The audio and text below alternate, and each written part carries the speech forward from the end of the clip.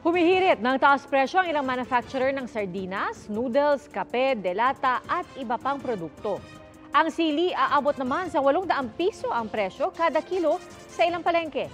Saksi, si Bernadette Reyes. Kung dati pwedeng makahirit ng extra sili sa eatery na pinagtatrabahuhan ni Joseph sa Lipa, Batangas, ngayon pa isa-isa na lang ang pwedeng hinging sili. Extra mahal na rin kasi ang sili na umaabot sa 400 to 700 pesos kada kilo sa Lipa City Public Market. Ang pagluluto is binabawasan na lang po sa lahok. Pero yung serving po sa customer, ganun pa rin patigisa. Sa monitoring ng Department of Agriculture, naglalaro sa 550 pesos hanggang 800 pesos ang presyo ng sili sa mga palengke sa Metro Manila. Ayon sa Bureau of Plant Industry, mahigit 100 ektarya ng taniman ng sili ang nasira dahil sa mga nagdaang bagyo. Ito raw ang pangunahing dahilan ng pagsipa ng presyo. Ang magiging isang action talaga is mag-replant, which is siguro abutin pa ng 2 months to 3 months before makapag-harvest talaga. Then magkaroon tayo ng ample supply. Yun is kung hindi na siya talaga maapektuhan ng mga bagyo.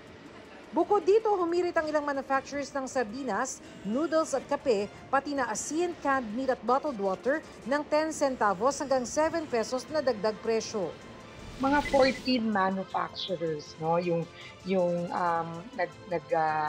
nag-request ng price adjustments, raw materials, the labels, the ingredients, yan yung reason for asking for higher prices. Sa susunod na linggo, pupulungin ng DTI ang mga manufacturers para pag-usapan ng mga paraan kung paano mapapababa ang kanilang mga gastos sa produksyon nang sa gayon hindi na tumaas ang presyo ng mga pangunahing bilihin.